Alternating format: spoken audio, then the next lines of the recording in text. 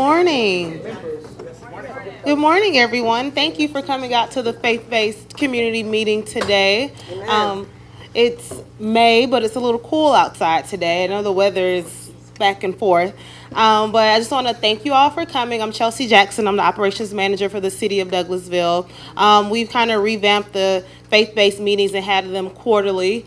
And I also want to thank Daystar Tabernacle International, as well as Apostle Horton, for sponsoring this meeting and allowing us to come here.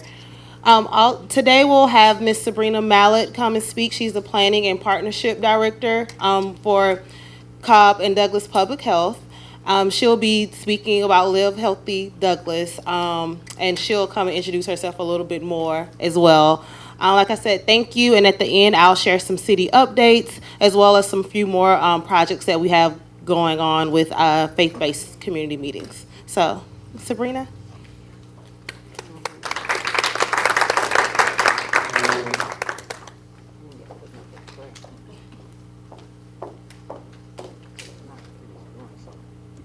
Thank you very much, Chelsea, and thank you all for having me today. I'm happy to be here and meet new people and see some very familiar faces. So again, my name is Sabrina Mallett. I'm the Planning and Partnerships Director at Cobb and Douglas Public Health. I work within the Center for Community Health. This is going to be odd for me. I'm not usually speaking with the microphone, so please forgive me.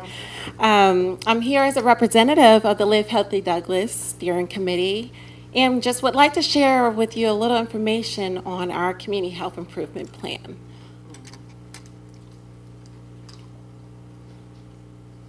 Before I do that, I just want to give a little background. My background is a highly faith-based background. My father's a pastor. He's a Baptist minister, pastor in Brooklyn, New York, and I grew up as a PK, and you laugh. I know what that laugh's about. But, you know, I also, while I was getting my Master's of Public Health at Emory University, I also got my Master's of Theological Studies, and so I'm very comfortable within the faith community, and I do see a lot of value in that intersection of the faith-based organizations and public services. And so I do really value this group. When I joined Cobb and Douglas Public Health, that was one of my main questions. What are we doing in the faith community? What are we doing to partner with the faith community? So thank you again for having me. So today I'm going to talk about the Community Health Improvement Plan as a partner-driven process. I'm going to talk about it as a data-driven process. I'll go a little into the evolution of the Community Health Improvement Plan and how it was developed initially and where we've come and where we're going. And then I'll just do a little deep dive, well, not too deep of a dive, but a deeper dive into our goals.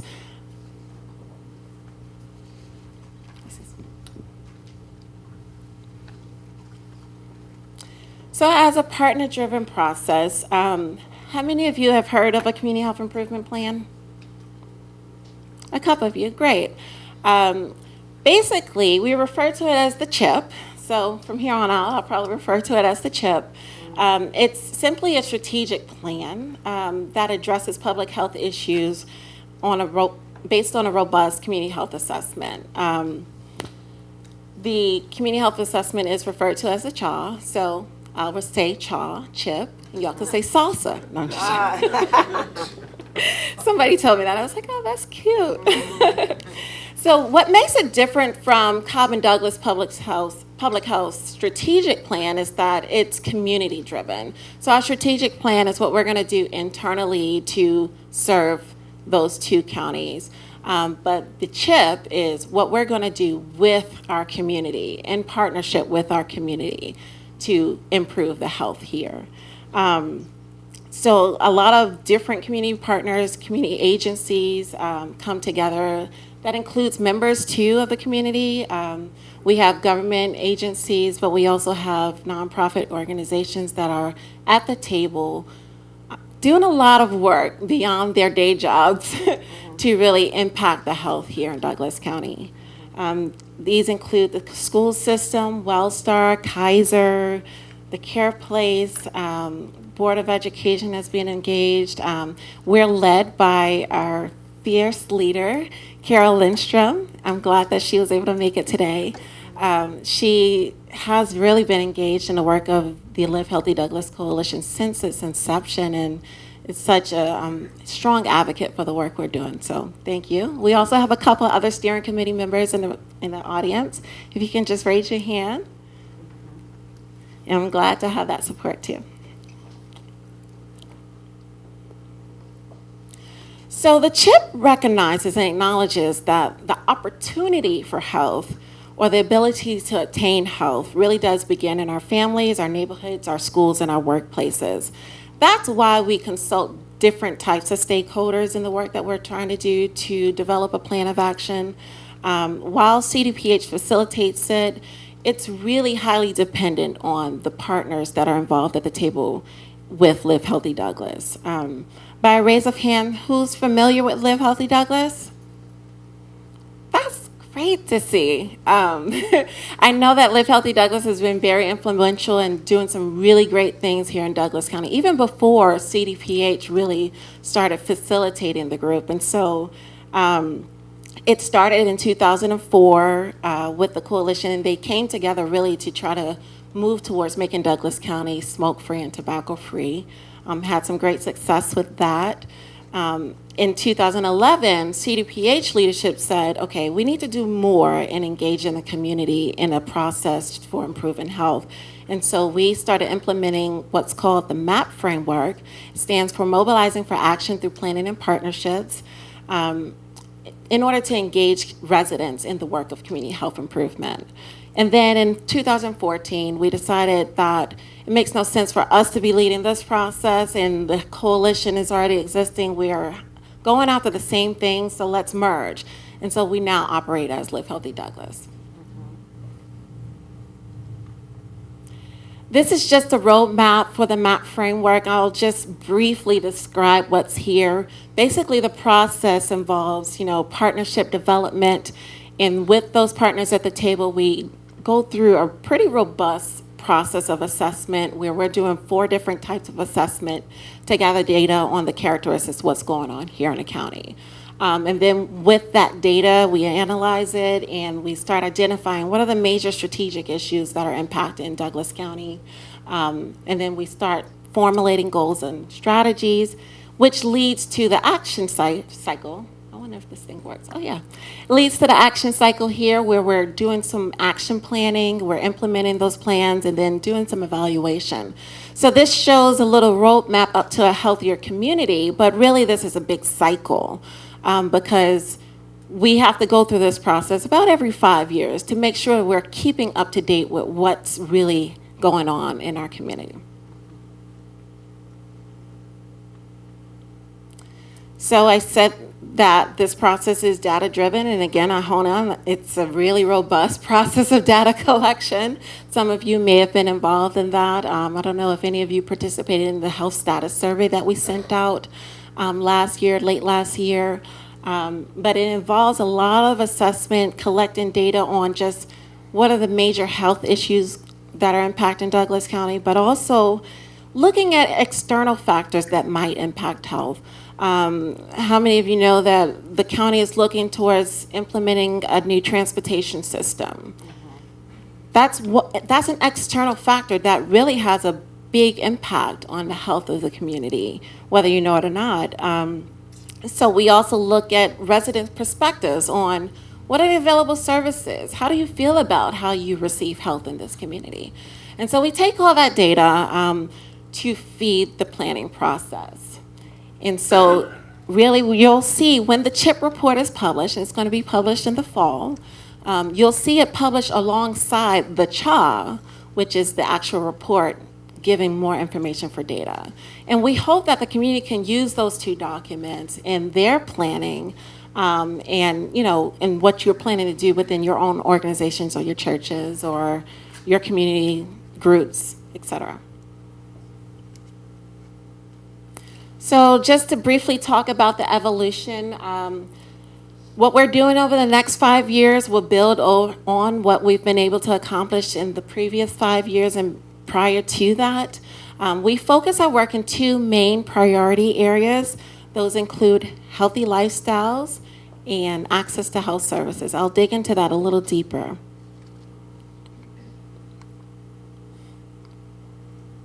So in regards to healthy lifestyles, we ask the question, how can we prevent chronic disease by creating a community that supports healthy lifestyle choices for all? Emphasis on the for all, because we know that there may be some parts of the county that have a lot more access to resources to be able to live a healthy life. That involves, assessment and looking at, okay, where in the county do we have a lack of sidewalks so that people can walk around their community or their neighborhood? What do the parks look like in the different parts of the county? What are policies related to smoking that might expose children or adults to secondhand smoke? So we're looking at those things. How can we as a community create healthier options for living for everyone? Again, some past successes in this area have been making Douglas County Parks and Rec smoke-free. Kudos, if any of you were engaged in that, that's huge. You all were the first county, city, or town in the state of Georgia to be able to do that. And so that's a huge accomplishment for Douglas County. I don't know if some of you may be familiar with the Power and Truth Conference.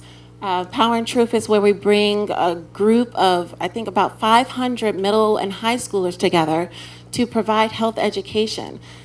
A lot of you probably don't know that was actually this year nationally recognized as a model practice for improving health within the youth population.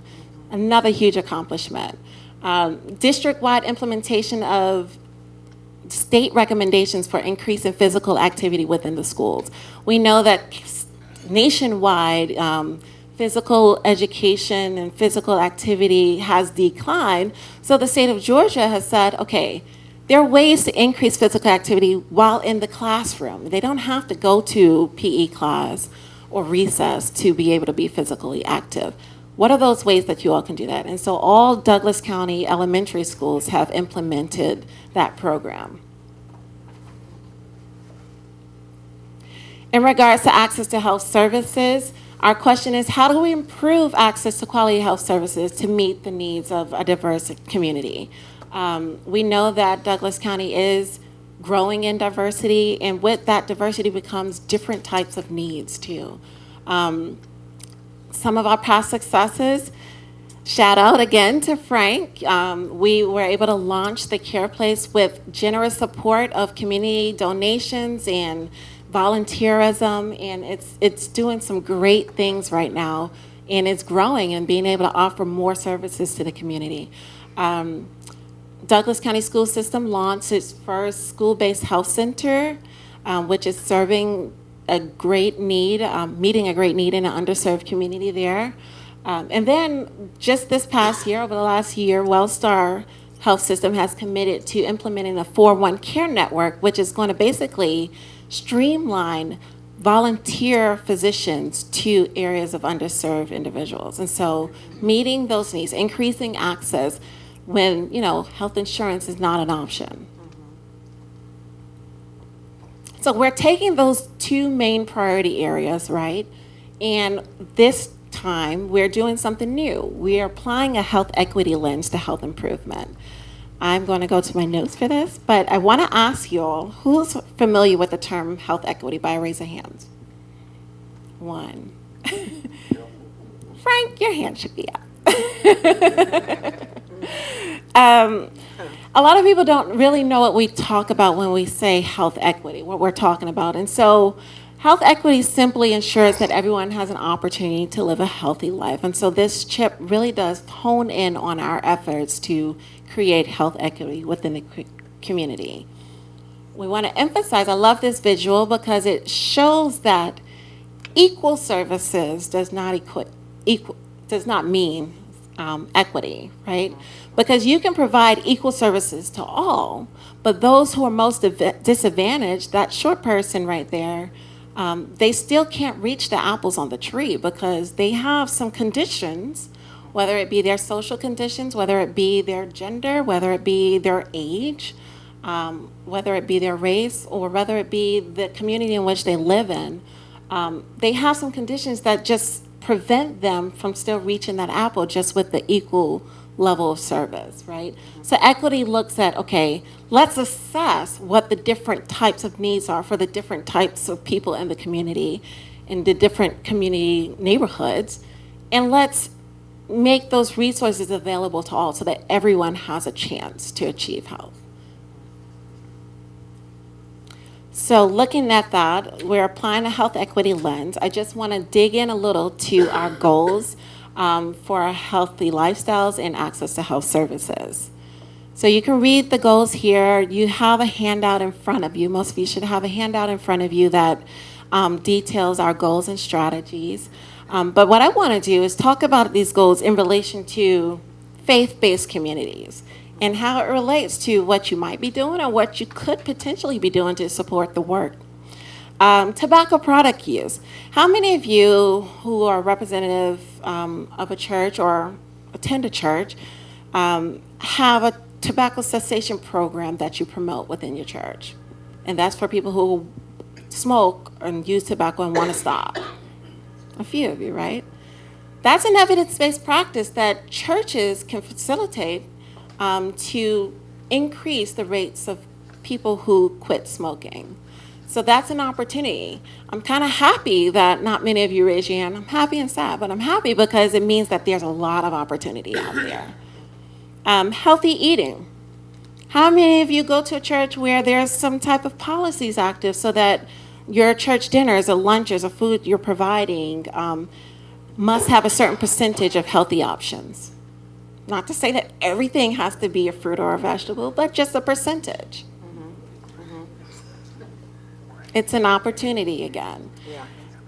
Youth behavior. I love this one. This is a new focus area. We've been helping to implement PIT, but we haven't officially focused on youth behavior and the different facets of it.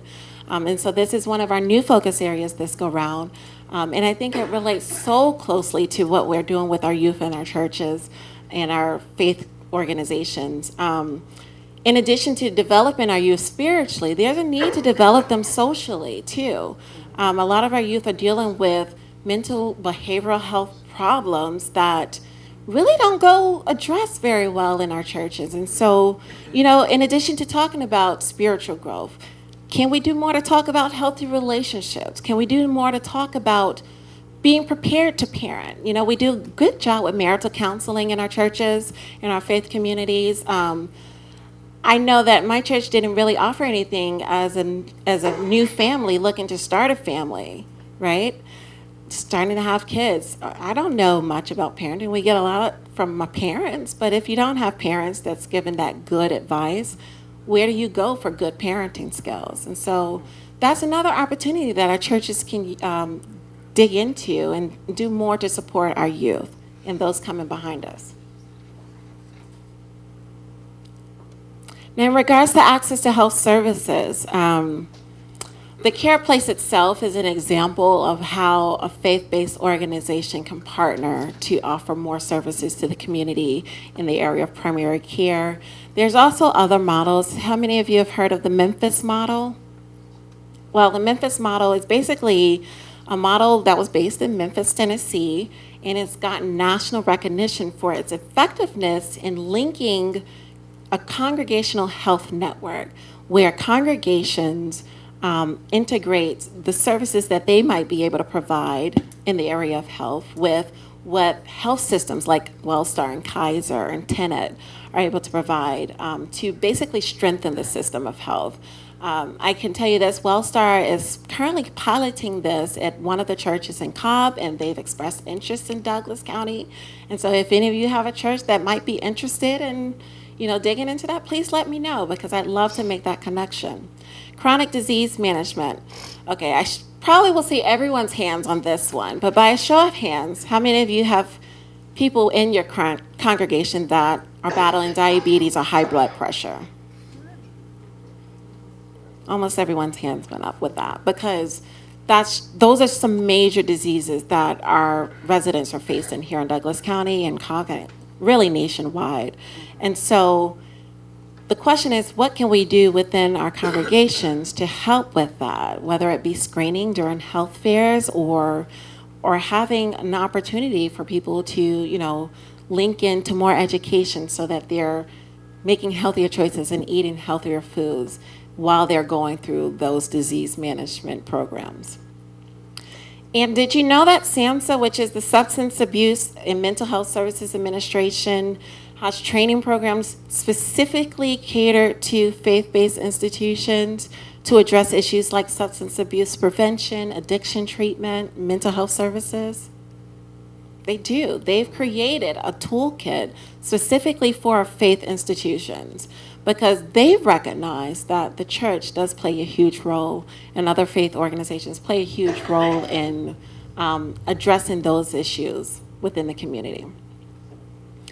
So I hope that's shown you that there are many opportunities for the faith community to get engaged in this work. And some of you may already be doing some of this, and that's what we really want to know. We want to know who's doing what, who'd like to partner, and on what. And so as I wrap up, I've mentioned how critical the role is, and when you think about it, I want to emphasize that the CHIP is just a document.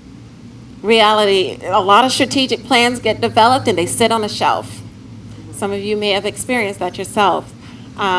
We don't want that to happen. We want the CHIP to be a living document. We want to bring it to life, but we really do need the work of the community and the partnership of community organizations, such as you all represented here, to really make that happen. We provided you, again, with 2 handouts. One of them is just a summary of our goals and strategies for you to take back, for you to look over, for you to share with your leadership teams and your different organizations. And then the second document is an engagement survey. Because again, I'm here really to present this. This is my first time presenting the new CHIP in Douglas County. And what a great group to present it to. But I'm also here to, again, understand what you all are doing, where you might want to partner, where you can be linked into this work. Because our next steps are really to bring people to the table for action planning. Get it on paper, okay, where are things going on? What are the metrics that we need to set for ourselves over the next 5 years? So in sum, no matter who you are, what organization you represent, what community you represent, there are many opportunities to partner, and we're welcoming you to the Live Healthy Douglas table. And I hope I've encouraged you to get involved. I hope that you'll see that Live Healthy Douglas is not just the health department and a couple people who just want to police. We're really trying to impact health and make changes and improve this wonderful county. So I invite you to reach out and fill in your surveys and let us know how you'd like to get engaged.